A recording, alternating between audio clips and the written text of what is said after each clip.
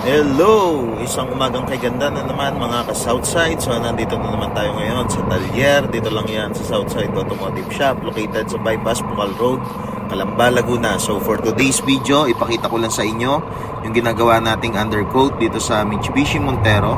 And dito ikot tayo, ipakita ko lang sa inyo kung ano yung quality ng undercoat natin para makita nyo rin.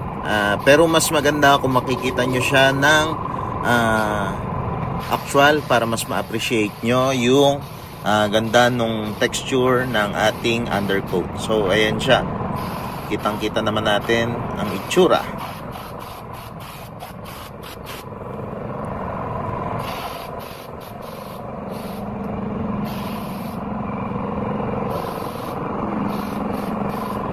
So yan ang undercoat natin.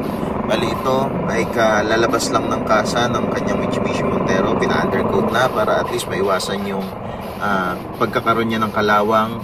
At the same time, protection na rin, lalong-lalo na kung malalapit kayo sa mga dagat or dun sa salty na ano. Kasi mas malakas mag-cause ng kalawang yun. So, yan. Yan lang po muna. Maraming salamat po. Ingat po tayong lahat. And God bless us all po.